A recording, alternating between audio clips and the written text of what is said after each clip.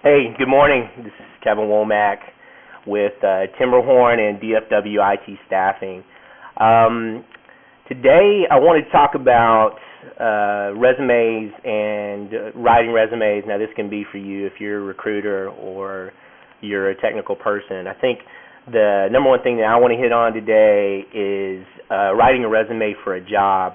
I know in previous blog articles, blog and video articles, I've talked about writing a resume specifically for the job, and I need to be very clear when I say this to both maybe junior level recruiters and technical people that are out there.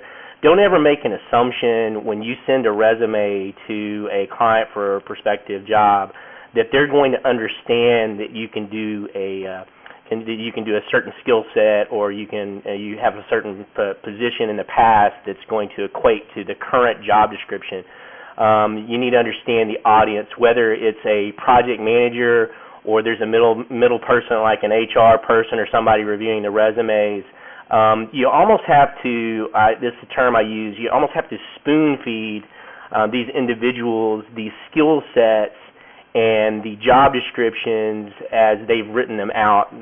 When I used to do training, I would call it parroting back, basically repeating back what a client says. Client says, I need somebody with C# and they need to have .NET Framework 4.0, SQL Server needs to have store procedures and triggers, and then you might have a resume where you have the C#, the .NET, and then you just have SQL Server, but you didn't spell out that you have maybe store procedures and triggers, and you just are automatically assuming that the manager is going to know that, or the person reading the resume, and your resume gets sent in the bin because you didn't have written out, plain and simple, even in bold letters, if you will, that you had store procedures and triggers. I know that's a silly example, but it holds true in a number of instances.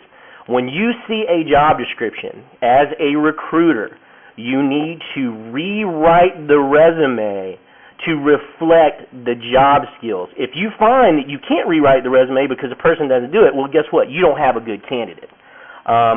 You need to make sure that they reflect the skills, that they're recent, that it parrots back the job description, and basically you're spoon-feeding the client exactly what they asked you. If the person doesn't have those skills in order for you to rewrite the resume, or they're not giving you enough information, guess what? You probably don't have a good candidate, and you need to admit to yourself you need to move on and find somebody. As a candidate, I need to tell you that it is very important, if you're working with a recruiter, sending your resume to HR, whoever it may be, and let me tell you, even sending it to a project manager who may not be technical, that was actually given the job description from his technical team, guess what? That project manager may not even know what it is that his technical team needs, and he's basically going to look over your resume. And if you do not have the skill sets recently in your resume from your last job spelled out for the client, exactly like they wanted in the job description. Now, whether or not you like it or not, they're probably going to pass on you. And you know what? You may have been the perfect candidate for them. It was something simple as getting your resume and reflecting that job. Now, I feel very strong about this because I know a number of candidates that I've helped rewrite their resume and get them to a client and gotten them interviews and they've gotten the job that the client would have passed on had I not do that.